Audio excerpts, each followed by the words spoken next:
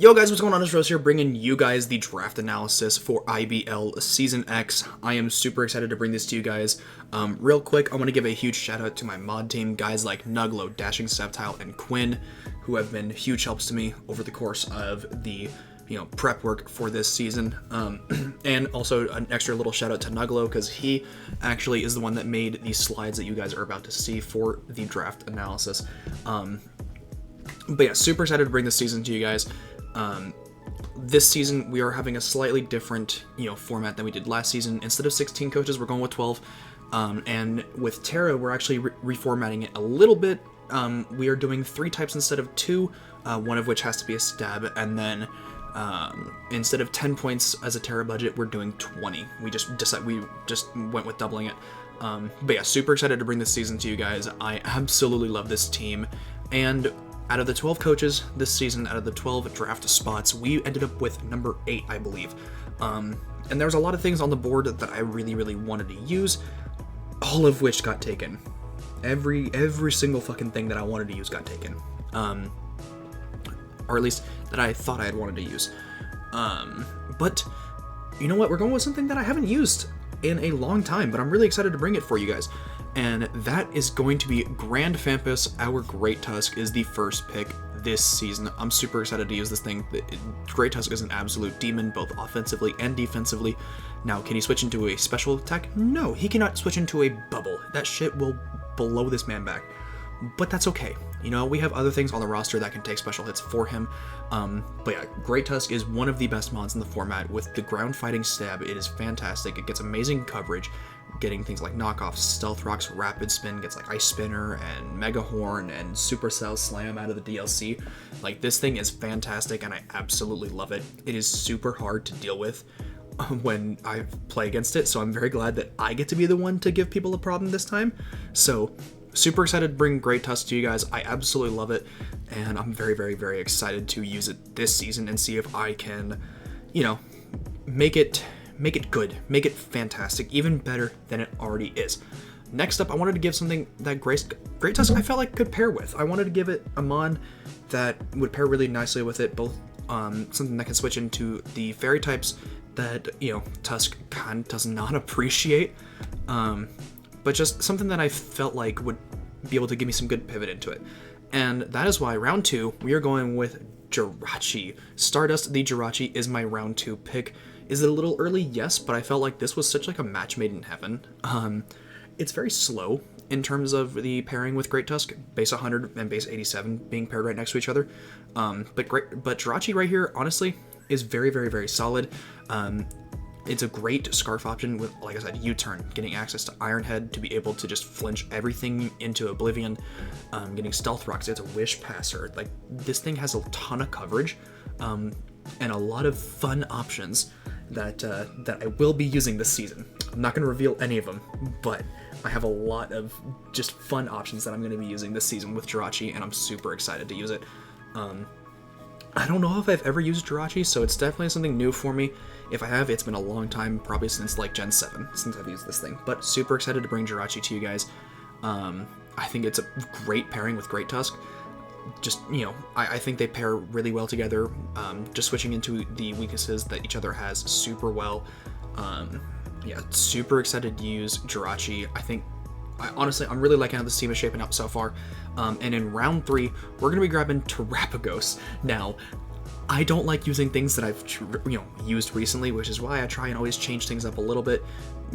Wait 1 or 2 draft leagues in between. And Terrapagos, I just was like, you know what? I took it with the 1-1 in UNPL, and it did great for me. Here it is at the tail end of round 3, still here.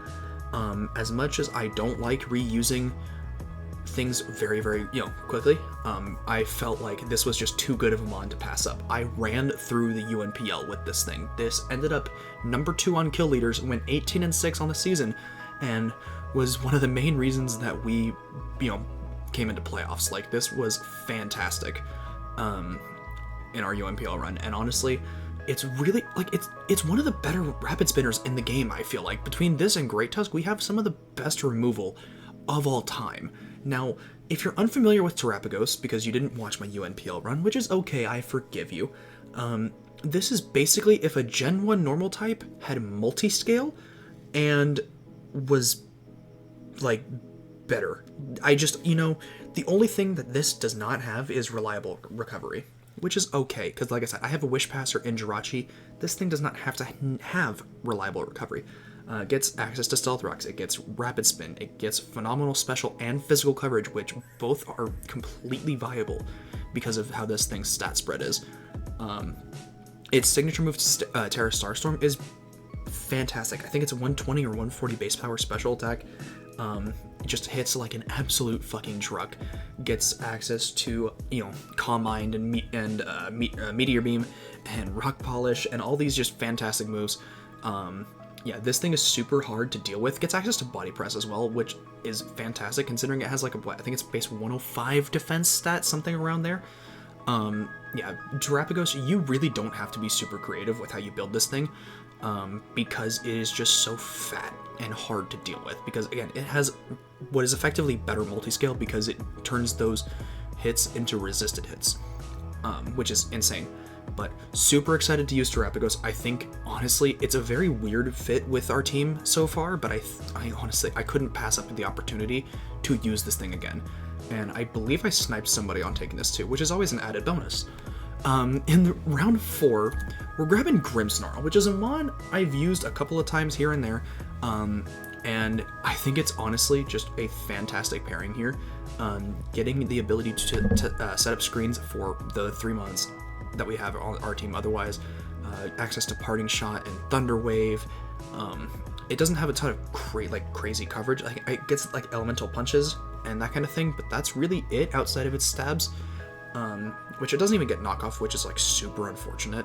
Its best dark type move on the physical side I think is like Throat Chop, because I think it lost Darkest Lariat in Gen 9, which is super unfortunate, but that's okay. Grimmsnarl is still fantastic. This thing has 120 base attack, which is insane when you consider like this is usually like a utility mon for the most part, but I think this is very, very, very good for our team. Its ability to set up screens for things like Great Tusk or Jirachi or Terrapagos, giving those an option to set up a little bit easier, is really, really, really nice.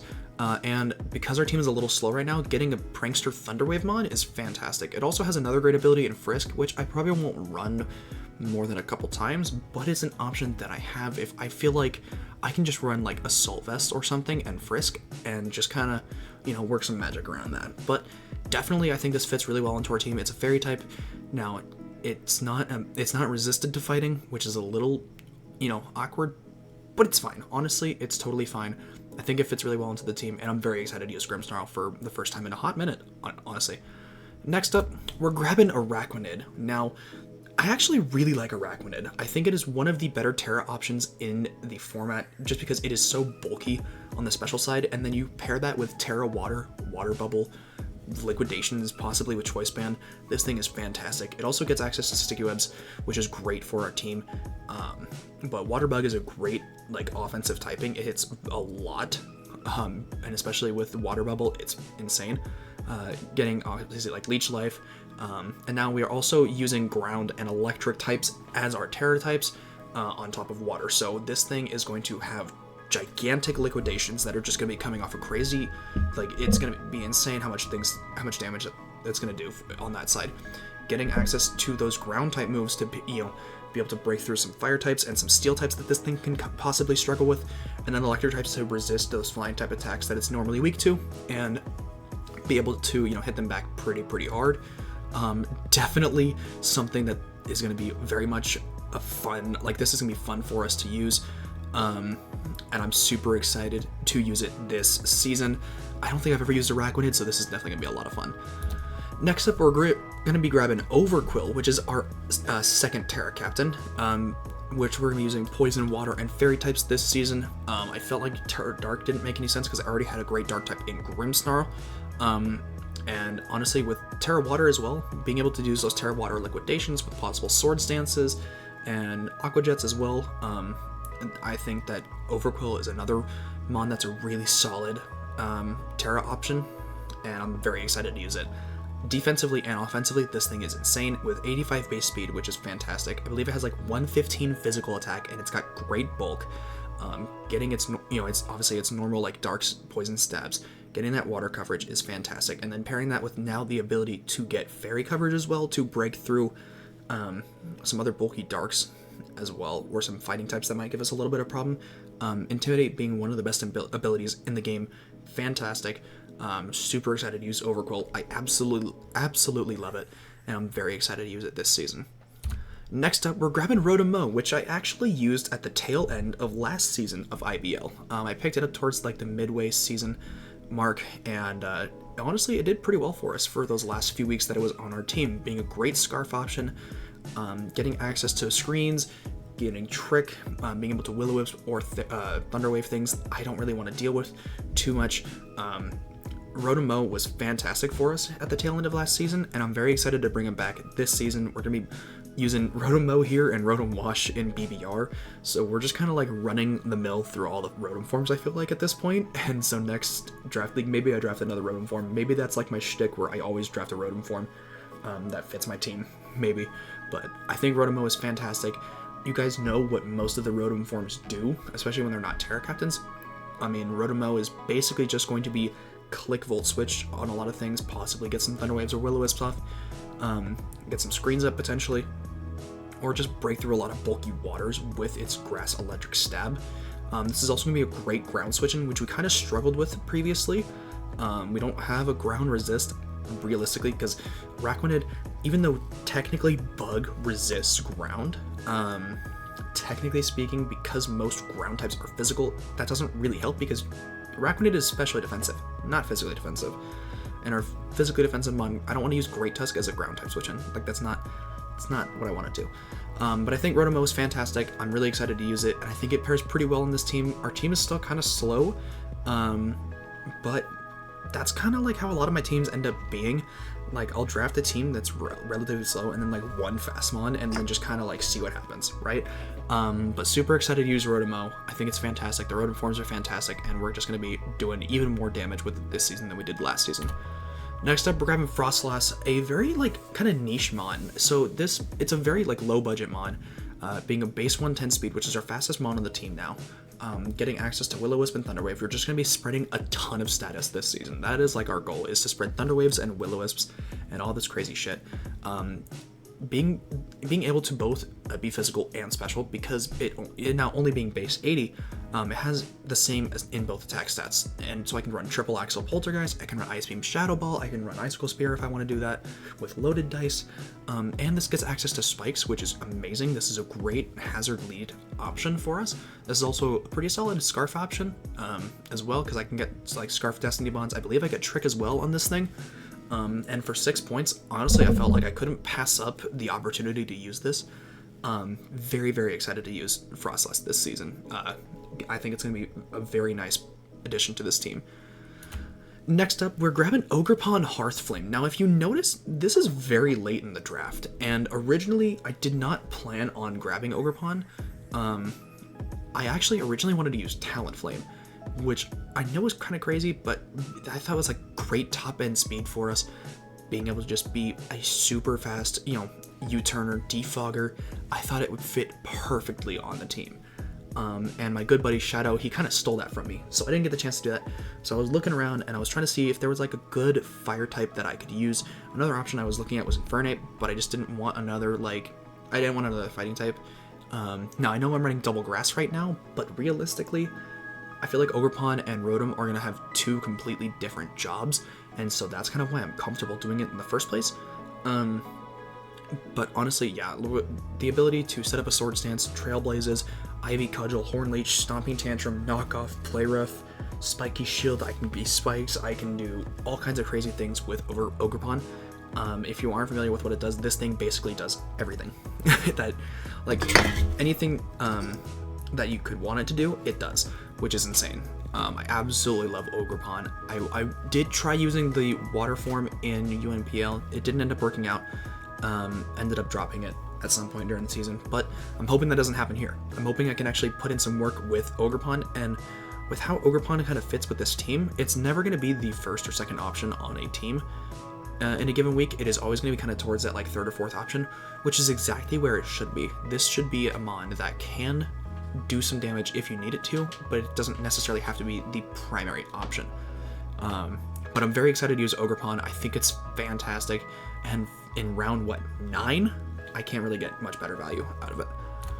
Next up, we're grabbing Flapple, which, shout out to my buddy Gentleman Thomas, honestly my best friend on Discord and in the Pokemon draft community. Fantastic guy, definitely go show him some love. He does some great content. He's doing fantastic over there on his channel. And now, him and I, for the last probably like 6 months, have off and on been talking about how we think that Flapple could be like a very scary Terra Captain if it's not prepped for correctly. I'm going to be terastallizing with Dragon, Steel, and Fire types this season. And with what this thing can do, setting up a Dragon Dance, U-turns, with Grab Apple and Outrage, and then now being able to resist that quad ice weakness that he normally has with those with 2 of the types that I've chosen this season. I'm super excited to use it. I love Flapple. I love the whole Applin, Diplin, all the forms are fantastic. I absolutely love them. Obviously, some better than others. Hydra Apple is definitely the best one in terms of competitive viability, but I think that Flapple is very, very good as a Terra Captain, and I'm very excited to use it. Now, we're running Triple Grass, but realistically, it's like Rotom and Ogerpon do completely different things, I feel like, so I'm comfortable with that. Flapple is going to be a Grass type for like 1 or 2 turns, and then it's going to not be a Grass type. So honestly, I'm totally okay with it. I don't usually run this much of a type. I don't usually run more than like 2 of a single type. But here we are grabbing a 3rd Grass type, so you know what? We're going to see how it plays out for us this season, but I'm actually super excited to use Flapple this season. I love it to death, and I'm so excited to use this stupid little Apple Dragon. Fantastic. And last but certainly not least, you know what, Shadow has his whole Eevee thing going on over there, and here we're going to create some lore for ourselves. We have young Grookis the Grookey on our team, and honestly, I could not be happier. I absolutely love the Grookey line. It is one of my favorite starter lines in the entire franchise. I absolutely adore the Grookey line, and this is a reference to an old free-for-all I did a few years ago, probably like 2-3 years ago at this point, with my buddy Brendan, Dark Devil 26, who I've done some content projects with as well, in between the free-for-alls, and we did a Soul Link as well. I used a Grookey on that free-for-all episode, and it sat on the field for like half the free-for-all and just did not die. And it did so much work, I was like, you know what, I have to, like, this needs to be a part of this Rose lore. But yeah, guys, that is going to do it for this draft analysis. I'm super excited to use this team. I think it's fantastic. I think it fits my playstyle very well. Having a lot of great offensive options with some good dedicated bulk, and I'm super excited to use this team. Let me know what you guys think of the team down below, and what you guys think, of the potential to bring home a championship. I am trying to bring home a championship in Gen 9 before the Gen 9 cycle ends, so let's hope that this is the time. And I'll see you guys in week 1. Peace out.